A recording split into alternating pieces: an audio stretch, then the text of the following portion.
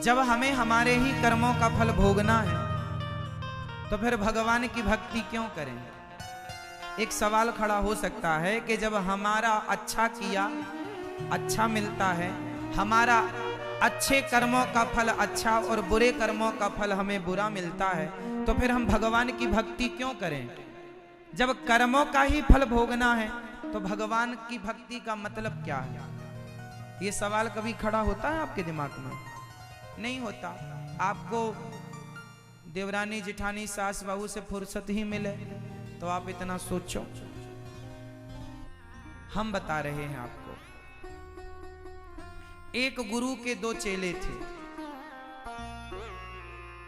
कितने लोग सुन रहे हैं मेरी बात? एक गुरु के दो चेले थे। एक चेला बड़ा भक्त था भगवान का और एक थोड़ा ठीक नहीं था। एक चेला सत्संग करने जाया करता, कथाएं सुना करता, भगवान से प्रेम करता, भगवान के लिए आंसू बहाता, और दूसरा जाया करता था वैश्या के घर मुजरा देखने के लिए। नाचने वाली नचनिया नाचती थी, ये मुजरा देखता था, उसका नाच। एक दिन वो नाचने वाली के घर से नाच देखकर आ रहा था तो रास्ते में सोने का उसे थैली, सोने से भरी थैली मिल गई और सत्संग करने वाला चेला सत्संग करके लौट रहा था तो पांव में कील घुस गई, लोहे की कील पांव में घुस गई, आर पार हो गई, बड़ा कष्ट। उसने निकलवाई, वैद्य जी से दवाई करवाई, गुरु जी के पास गया लंगड़ाता हुआ, गुरु जी मैं सत्संग करता हूँ, भक्ति करता हूँ, तो भगवान ने मेरे साथ ऐसा किया, भगवान का न्याय कैसा है?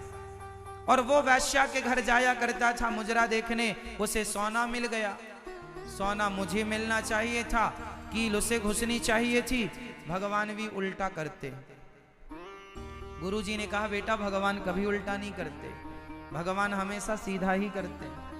तो फिर गुरु जी ये कैसा हिसाब है, कैसा न्याय है? गुरु जी ने कहा बेटा तू वर्तमान को जानता है, भगवान भविष्य को भी जानते हैं और भूत को भी जानते हैं, पास्ट और फ्यूचर दोनों। तुम सिर्फ प्रेजेंट को समझते हो। क्या है गुरु जी मेरा पास्ट, क्या है मेरा फ्यूचर, क्या है मेरा भूत और क्या है मेरा भविष्य? गुरु जी ने कहा बेटा ये जो वैश्या के घर जाता है ना, इसका भाग्य पिछले जन्म में इसने बड़े पुण्य किए, उस पुण्य के कारण से आज राजा बनना था, राजा।